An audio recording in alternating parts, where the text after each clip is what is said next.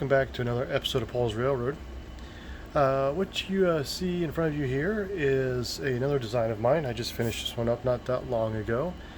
It's just a turn of a century, two-story style house, maybe a farmhouse, something that you would see in small town America, almost anywhere. We're going to go through a bit of this one here. I am going to go over the painting techniques because we're going to try some different things with this than just a standard painting. I am going to try to see if I can weather this building or the structure to give like a paint chipped effect. I've seen others do it on larger buildings, larger structures like HO and O scale, and they have all kinds of fancy stuff out there you can buy to make chipping effects. But as in par with this channel's theme, I'm trying to do things inexpensively and trying to figure out how to do things or use things that maybe you have around the home to do the job. So we're going to start by putting a base coat on this building. It is already gray, but I'm going to put another gray primer coat on it, a darker color. Then I might go and do a little black stippling with a sponge to give that a little texture. And after that dries, what we're going to try is I've got this little tube of super cheap Colgate, just old-fashioned paste, toothpaste. Not the gel, just a paste. And after all the paint base coats have dried on these buildings here, I'm probably going to take like a toothpick or something with a really small point, and I'm going to put just little bitty dabs here and there on the structure. We're going to let this dry. We'll come back with our final top coat, which I'm thinking right now might be an off-white, maybe a light yellow. And we'll let that dry. Then we'll come back and we'll see if I can rub off this toothpaste and leave back behind chip marks. We'll see if it works. I don't know if it's going to work or not. I've never tried it. But that's what we're here for, to try new things and see if it works or not. I already said that. See if it works or not. If I can say it one more time. See if it works or not. Okay, I'm done. Alright, well, off to the paint booth. Let's get our first base coat on.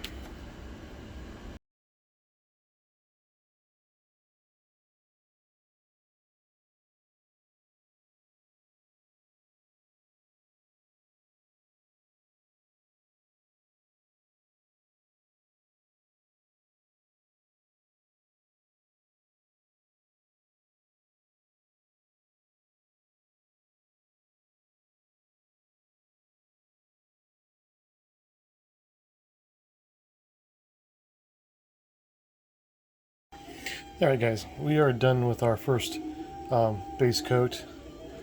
Just like I said, just a gray color. Color I used was, in case anybody wants to know, was pewter gray from Apple Barrel. I picked this up at Walmart again. Very inexpensive paints, acrylics, water-based. That reminds me of one thing. Maybe you've noticed in that video of me painting, there was a point when I got to the back that I stopped. That's because I wasn't smart enough to remember to do something, which I should have mentioned a long time ago when it comes to airbrushing. This paint, I don't know if you can hear, but it is relatively thin, this pigment in here. So I knew that I would not have to thin it down anymore. When you're airbrushing, you have to find that right consistency. And like I've said before, you want the consistency of like milk. You start getting a lot thinner than that, it starts getting really watery. Your paint's going to run really bad, and you're going to be fighting with it. And again, you can't have it too thick, or it's going to just spit and sputter. Anyways, the bad thing about these acrylics, these cheap acrylics, especially the flats, instead of other than the gloss, is they do dry really quick and easy, and they actually kind of dry up here around the edges and up in the lid. And I poured this directly into my airbrush, and as I was squirting it into the airbrush, I saw a little plop. And I knew right then and there that it was just a dry piece. I thought maybe I could fight through it and just get this painted out real quick, but no, of course it went right to the bottom and clogged my airbrush. That's why I stopped right here and I had to clean the airbrush. Do yourself a favor. If you're going to airbrush, get on Amazon or your local store or something and get a little sieve, just a little, a little filter like this.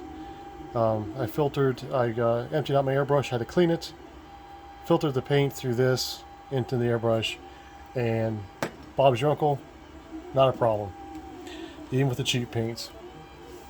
So again, a little tip for the day: make sure you strain your paints before you put in your airbrush. Now you might be able to get away without having to strain your paints if you are using something like these Creatix Wicked Colors or any Creatix paints. They are specifically designed for airbrush, and I've never had anything dry in a bottle on me. But again, these are about $3 to $4 a bottle, depending on what colors and where you get them from, as opposed to 50 cents. So we'll stick with the cheap ones. Okay, moving on. Like I said, we got the base coat of primer on. It's not a perfect heavy coat, and that's not what this point was. I just wanted to have a different color. And now I'm going to take some of this, it was a wrought iron. I didn't want a super black color, but I wanted it dark. And what we're going to do, just squirt a little bit out here on the palette, just a tad. We're going to take our trusty old dirty sponge, dip it in here, and I want most of this off. I mean, I want very little on here, only because this is such a small structure, and a little bit is going to go a long ways. So what I'm going to do is just, again, like we did before, randomly, make sure you, twist your sponge every once in a while so you don't make a pattern.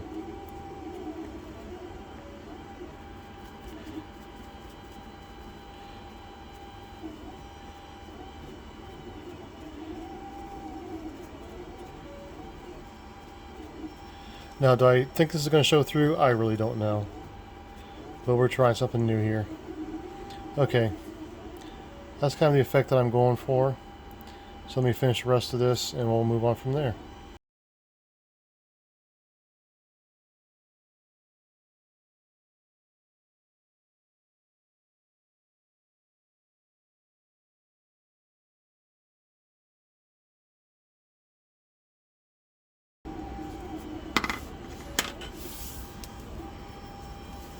Alright, well, we're going to let that dry. Once it's dry, again, we're going to come back with this Colgate toothpaste, and we'll put a bunch of little spots on all over it, and we'll put our top coat on it. And I'm rethinking the white. I forgot how hard it was to get white paint to thin out and mix up correctly. It's a pain in the butt, so we're going to definitely go with a different color. Yeah, we'll be right back. Stay tuned. Actually, before we move on, I did forget to mention one thing. After this coat dries, before I do the application of this Colgate toothpaste, I'm actually going to coat it with some of this dull coat, top coat. I'm going to do that because I want to protect the paint that I already have on here. I'm afraid that if I put this toothpaste directly onto this paint without it being top coated, that it might actually pull this paint off all the way back to the original gray color of the plastic paint building itself. So again, we're going to throw some of this dull coat on there. We'll run it through the airbrush as soon as this dries, and then we'll go on. Alright guys, I have the dull coat on these two structures here, the garage and the main house. It's dry. Now we're going to go on and we are going to try to put the toothpaste on here to act as a resist for our next coat. Before I do that though, I do want to mention, if you're using, I don't know about any other dull coats, but this Tester's dull coat, I use this with my airbrush. And if you're going to do that route, number one, make sure you have a mask, a respirator. This stuff is pretty nasty stuff. Also, I would not use my really good airbrush.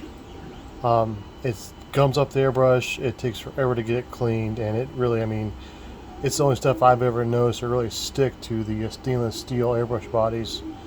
Nothing does like this. So again, don't use your highly expensive airbrushes like I just did. But I digress. Anyhow, so what I'm going to do here, let's do a little sampling of this, and I'll just do it all. Like I said, I've never done this before, so just getting some toothpaste out here. Again, this is just that, you know, cheapest toothpaste that you can grab. This is actually in the travel center. I mean, it was under $1. I know that. Just maybe zoom in here a little bit. Okay, now all I'm going to do is take a very fine point. You know, this is just a skewer. And I kind of want to build up like little gloops. I don't want to paint it on because I want to be able to kind of rub it off when it dries. And I think that's something more like that, like a dot. It's probably gonna be a lot easier to have come off than if you kind of like smear it on, like painting it on.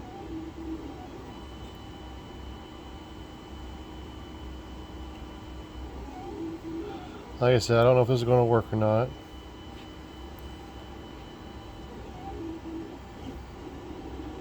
But we are going to try.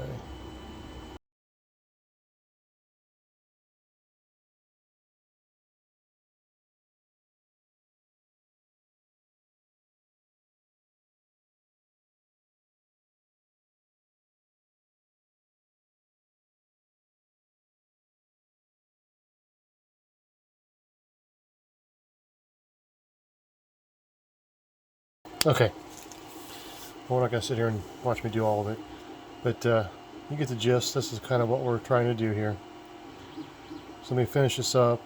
I am sure I'm going to let this sit overnight, let it dry. So next time you see this, we'll be putting a top coat on and see if it peels off. Alright, we're back here at the paint booth. The toothpaste that I put on here to try to simulate some kind of a chipping effect has been on for 2 days now, and it's not hardened as much as I expected it would. It's still relatively pliable. I do not have great hopes that this technique is going to work, at least not for me. But we're going to keep going. We're going to give it a try. So again, we have a base coat of gray with a little bit of black stippling over top of it. And our top coat is going to be this ivory white. That way we can dirty up even a little bit more. And as usual, all I did was I stuck some in this jar and did 50-50 with some isopropyl alcohol to get the right consistency, at least for this. Again, like I've always said, you just got to really, all these paints, depending on the pigments, will be different consistencies themselves. So you really just, you're really shooting for like that milk type consistency for your airbrush. Okay, so without further ado, let's get these painted.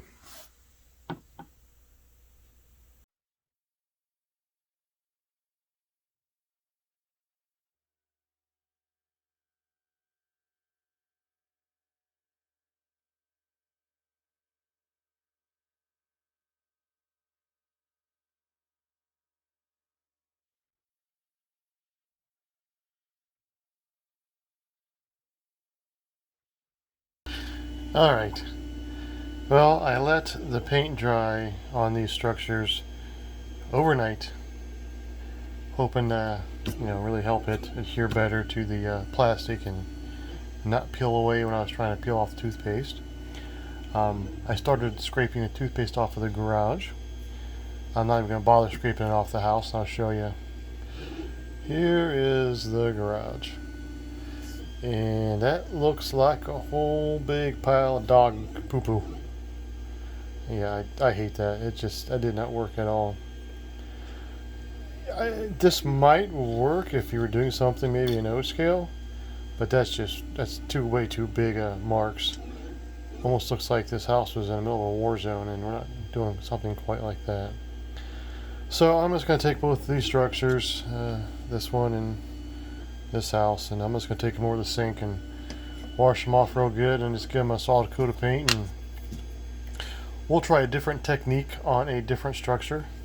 Okay, so we'll just paint this one solid, and I'll just go back through with just some dry brushing and make it look a little worn that way. Let's get all that done and we'll come back and I'll show you what I got planned for the roof. Okay, let me adjust this camera here just a little bit. Since the paint came off of this, like I showed you just a moment ago, what I'm going to try, which I've seen done successfully from other people, is I've got in here some salt. This is actually just some, I think, Himalayan salt. Doesn't matter what kind of salt it is. I just grabbed this because it's in a grinder and I could change the size of the granules just by changing the grinder. So what I'm going to do, I'm going to take a spray bottle and some water, just wet these down just a little bit, and I'm just going to dribble some some salt on it, let it dry, and we'll paint it again. Maybe that'll work, and if that doesn't work, we'll figure something else out.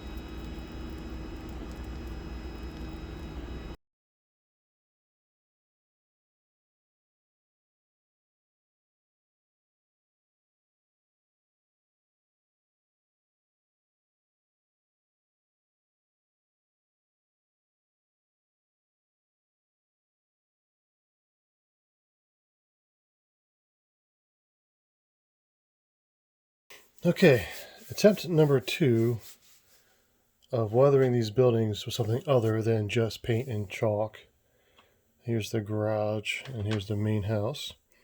As you saw just a moment ago, the toothpaste technique did not work at all. Maybe I'm doing it wrong, or maybe, again, the end scale is just too small for something like that.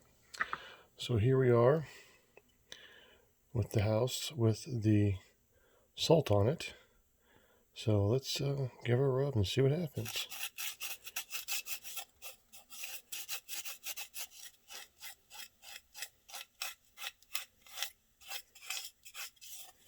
It's not too bad.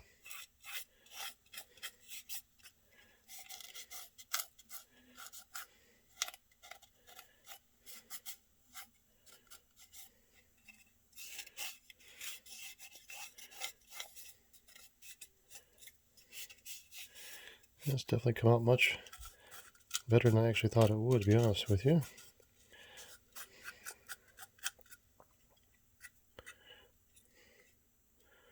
Those look little pock marks, sorry.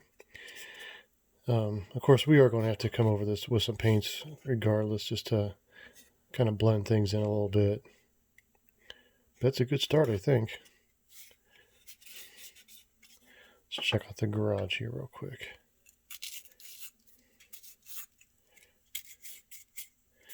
Oh yeah, that looks pretty cool actually on the back.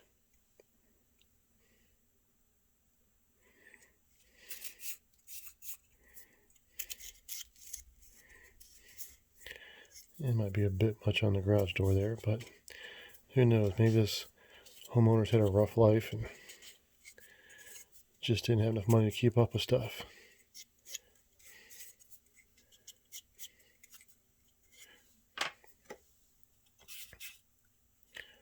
Okay, well, let me finish getting these cleaned off real well, clean up my mess, and see what we're going to do next. Alright, we got all salt cleaned off. What did I end up doing? I ended up using some toothbrush I used. I'm sure everybody has a toothbrush that they use for cleaning purposes. If you're doing any modeling, I'm sure you have one laying around. Anyways, I used a toothbrush to get all the salt off the buildings and out between the windows. Just rub my hand across to make sure I got it good. Next thing we're going to do is I'm going to paint all the window frames and the doors and the porch and stuff. I'm not going to go through that whole rigmarole of showing you how I paint that. It's just a very fine line paintbrush and time and patience to get that painted. What I'm going to show you though is a little trick I picked up actually by watching YouTube. Some people that do a lot of miniature paintings, war game type miniature paintings, they spend a lot of time painting those small items, and they're using acrylics like these, or any acrylic actually. And the problem with acrylics, especially the flat or the matte acrylics, is that they do dry out relatively quickly. And so while you're painting, your paint's getting thicker and drier, and sometimes you waste paint because it's drying on you. So a little trick that they do is they make what's called a wet palette. Now all I did is I just have a regular little palette here. I took just a little piece of paper towel, folded it up a bunch of times. I put this clip on it just to hold it together and kind of weigh it down. I'm going to take my spray bottle and just soak this down.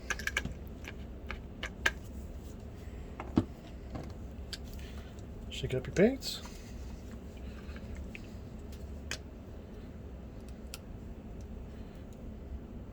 Squirt a dab out there.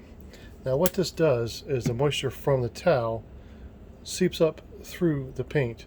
This is a water-based paint, so it helps keep it from drying out as quickly. So a little tip for you. Now let's get on to painting, and we'll be right back once I get everything painted on this building as far as all the trim goes. Alright, as you can see here, I have finished painting all the window trim. I also went ahead and painted the foundation a gray color, painted the front door, and I painted the porch and the porch steps. I also went and gave a little bit of a wash. I did not use black this time. I used a medium gray. Since this was such a light color and I had gray showing through from the underneath primer, I didn't want to use black. I also went and installed the acetate in the windows. The next and final steps that we're going to be working on here are going to be the roof. Let me zoom out here for a second. And let me show you what we're going to do. I did complete the garage section of this build. And this is what we're going to be doing. Take this off and show you a little closer. What I have tried to make here was a old rusty corrugated looking roof. And I made this using foil wrap. Okay, the first steps we need to do is just paint the edges around the roof, especially underneath where the eaves would be, to match the house. I mean, it doesn't have to be perfect. We can always touch it up later. Seeing how this house is supposed to have a bit of a not so taken care of look to it to begin with, I don't want the eaves to be perfect. First step we're going to have to do before we go on with the roof, putting it on, is attach the chimney. Okay. Oop. This is the chimney that I designed and printed out. When I print it, it prints as one solid piece like this. If you download the files for yourself, that's how you're going to get it. I did that because I wasn't quite certain how I wanted this chimney on this structure. Also, if I decide to print more structures, it gives me more options with the chimney. Being that it's a PLA, it cuts very easily with a razor saw. Even a nice sharp X-Acto knife will cut it. So we're going to attach the chimney onto the side of the roof here, something like this. Just real quick, an easy way to figure out how you're going to cut the chimney if you're new to all this. You just take the chimney, put it back together here real quick. So it's square like that. And you just kind of put the roof, set the roof on it where you'd want it to sit at, and just trace the angle of the roof on the chimney, cut it away. So let me get the chimney glued on here, and we'll be right back, and I'll show you how I made the corrugated steel roof panels. Alright, what I have here is just a little piece of corrugated plastic that I printed out. I didn't make this or design this. Actually, I found it on Thingiverse. I do not remember the designer's name, but I'll find it and I'll put a link in the description so you can go get it yourself. I tried printing this out on my FDM printer, and I could not quite get the detail to print this fine on it. So this I actually printed on my resin printer. If you only have an FDM printer, I don't know if this will work for you or not. But again, I'll leave a link to it so you guys can download it and give it a try. So let me zoom in here and show you what I do. Again, this is just aluminum foil. I looked up on the internet to see what the standard width of steel roofing was, and it varies between 2.5 to 3.5 feet. I used my end scale ruler and I marked for 3 feet, and I just cut strips of aluminum foil out. What I will do then is I will cut approximate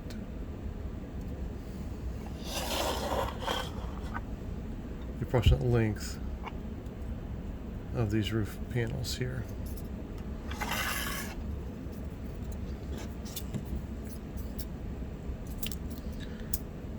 This is very simple.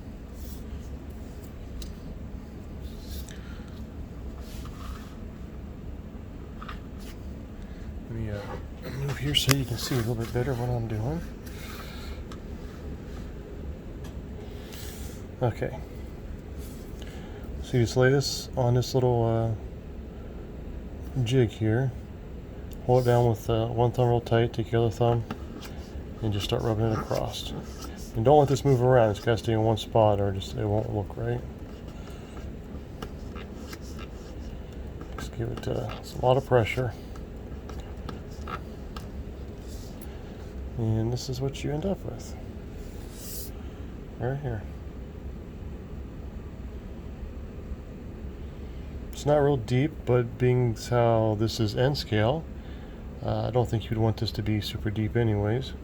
The grooves, that is.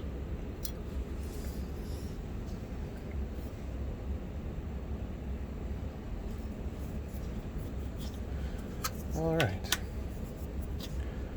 Let me show you how I attach it to the roof real quick. Let me zoom back out. Again, this is just very simple. I mean, don't really need the building anymore for this part.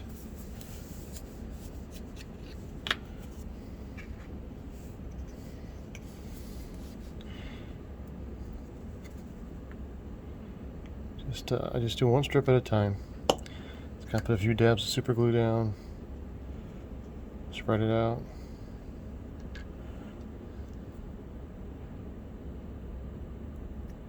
And just lay it down. Keep on going down the roof.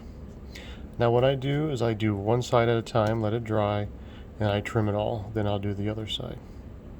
So let me get this finished up and we'll go on with the next step. Alright, here is one side of the roof all glued up. I'll show you real quick just how I trim it. The easiest way I found. For the peak side, I just hold these down nice and sharp. First thing I do is I just take a pair of scissors and I just cut along the bottom here, trim off the bottom edge.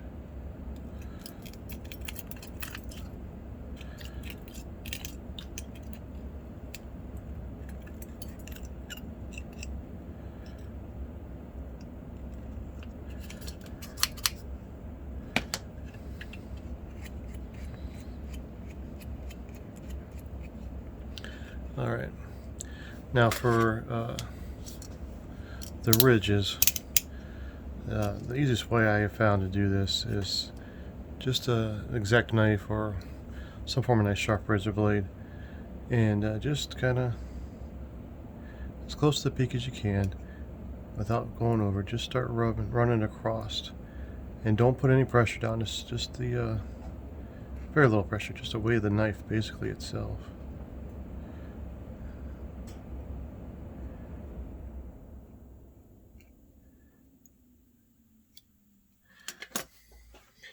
Usually one time will do it. Sometimes you have to do a second pass. Yeah, I'm going to do a second pass just to be on the safe side. Again, just, and you can kind of feel it when it goes through.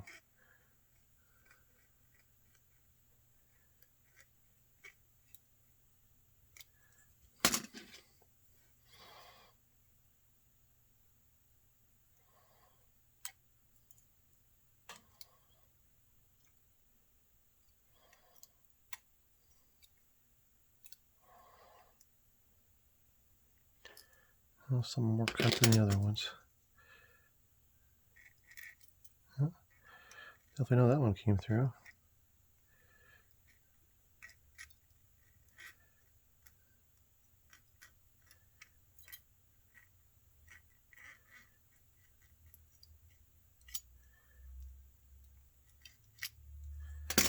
Okay.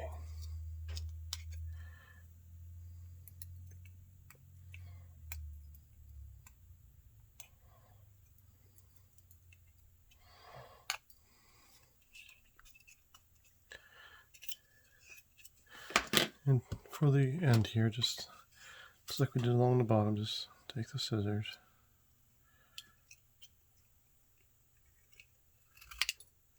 Give her a trim.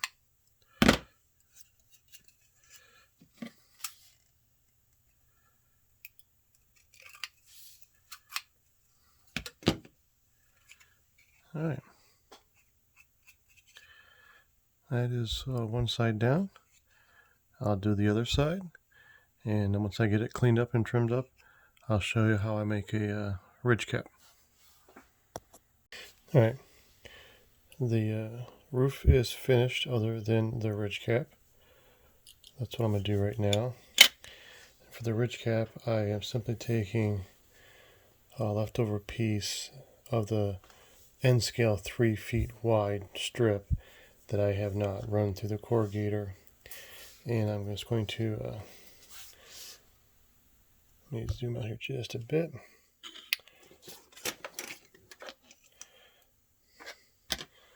Just going to take a flat straight edge ruler and try to get this centered as best I can. You take anything that you can use to just kind of start lifting this up a little bit. Just got to hold that flat edge down nice and tight so it doesn't slide on you.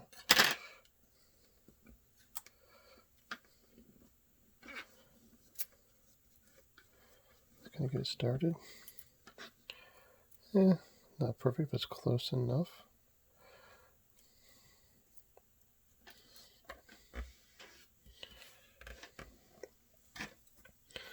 All right.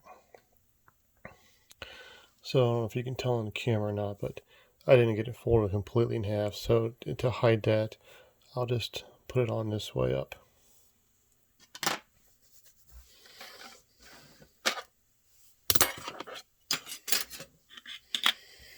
Getting back to our Mr. Friend, this Mr. Super Glue.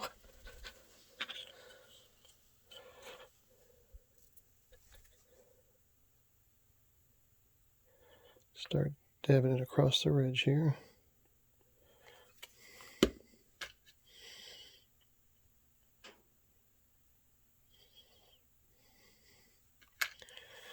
Now I'm going to put this on, but I'm not going to be worried about trying to contour it down just yet. I just want to get it on the center of the ridge as best I can.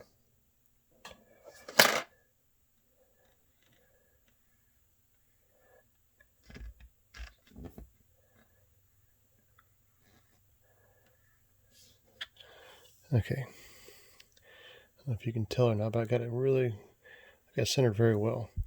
I'm going to let the glue set up. I'm not going to try to push it down because if you've used super glue, you know that while it's still wet, it's actually very slippery. So we're going to let the glue set up first, and seeing as how this is aluminum foil, once I make the shape on it to push it down, it'll hold that shape just fine. So I'm going to let the glue dry like I said. I'm going to finish shaping this ridge cap, trim the ends, and then we'll take it over and we'll paint it. We'll start with the airbrush, put our base coat down. I only have 4 colors on this roof, and I'll show you how I do that in a minute. This is, let me zoom in here. This is actually the porch roof. You can kind of see how I did this. I just did 3 pieces across here. The end pieces, there's 1 piece, 2 piece. Oh, sorry, 3 full pieces, and then little end pieces. And I folded those down and trimmed them along this, because this is a compound roof. And I did the same with this, just 2 pieces here, trimmed them, put like little ridge caps on here. It'll look good once it gets painted up. All right, everyone. We have the rooftop painted with the initial base coat. Now I am only going to be using 4 colors to make our rusty roof. And the base coat alone makes it look quite rusty. Let me show you what I'm using here. For the base coat, we are using burnt sienna. Of all the colors that I'm going to show you here, I think this is the one that you really need to try to get if you're going to make rusty roofs. It gives a perfect look almost right out of the bottle, really. The other 3 colors that we're going to be using, I'm using a Tuscan red. You can use any dark red for that. Harvest orange, again, any orange. It just happens to be the orange that I have on hand. And I'm using a sterling silver. Again, any silver, even a very light gray would probably work for this application. So once we have the rooftop done with the base coat and it is dried, all I'm going to do is, working from the darkest color to the lightest color, is dry brush these colors onto this roof. So start with our darker red first, and like I said, dry brush and you get 99.9% of that paint off that brush, because you can always go back on, put more on, but it's kind of hard to take it off once you get too much on there. This is a process. This takes a minute.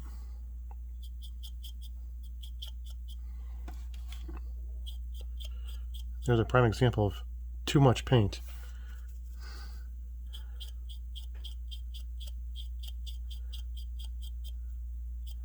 Well, let's work with that. Make that a real bad spot. As the late Bob Ross would always say, happy accidents.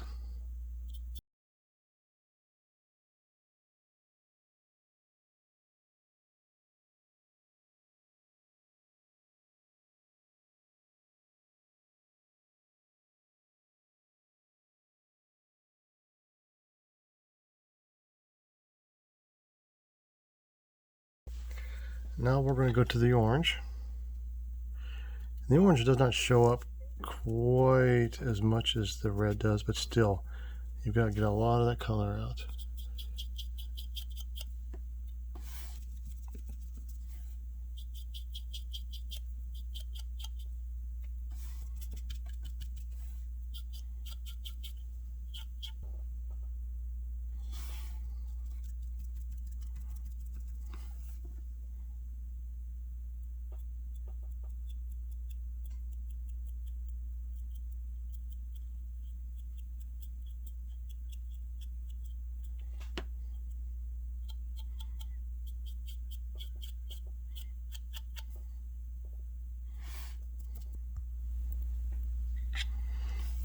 Okay, I think that'll just about do it. I am going to finish off painting the interior of the chimney with a dark color before I put it on the roof, or on the structure, I mean. But as far as the roof goes, I think that's about it. Now when it comes to the last coat I just put on, which was the sterling silver, keep in mind that that is a gloss color. All the other paints we have been using have been matte finishes. To give the look of course, of metal, metal usually is shiny. That's why I use the gloss, to show like maybe some old clean metal still showing through that hasn't been rusted by the weather yet. But let me finish painting the interior of the chimney, put it all together, and we'll have a final look, see what it looks like all done. Be right back. Alrighty, here is the finished model. Our 2-story house and single car garage. I'm quite happy how this one turned out. I especially like the corrugated roof. It was pretty easy to make. The salt technique, it worked out relatively well. I'm not super happy about this side of the house. A little too much salt in that one spot, but this is my first time, so we learn as we go, of course.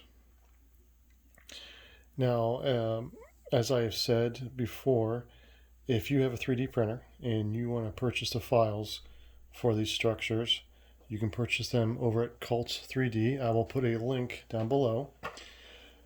Now, included in these files are two different styles of the garage. You've got the one style, as you see here, with the door closed, and the second one, the garage door is open. I had mentioned earlier in the video that I had the chimney as just a rectangular piece that you could cut yourself. I still have that file included so that you can cut it at angle like this to put it on the side of the building. I made that chimney just a little bit taller so that you can, cut it at whatever height you want. I also went in and I took that chimney and I cut it in the 3D modeling program so that it would fit across the peak of the house, in the center of the house, as it were. So those are the two changes that I did for these files. Now, I do charge a little bit of money for these files just because I need to make a little bit of money so I can continue doing what I'm doing, and I also do have quite a bit of time in the design process. With that being said, I want you to think about it this way. I know that these may not be super duper scale models. I mean, not beautifully perfect like a Walther's model or even a H.O. Foscale's model. However, this model in front of you was printed on a inexpensive Creality Ender 3 FDM printer using inexpensive PLA filament. Now, with my settings, which the settings are listed at the Cult's website, I have a total of 88 cents invested in filament in these two structures. 88 cents. Now, compare that to a Walther's, which is going to be probably one of your cheapest models with decent detail. And I do believe those start right around $15, maybe $20, $25 for something like this. So that's a pretty good deal, 88 cents to print something like this. Now, of course, that's not including the time it takes to print it, but this is a hobby, so we don't include time in that. That's, you give your time to the hobby. Again, I hope that you like what you see. I hope that you enjoyed watching this video. If you did, please take a moment to click that subscribe button and give me a thumbs up. And if you want notifications, tap the notification icon. And, until next time, take care.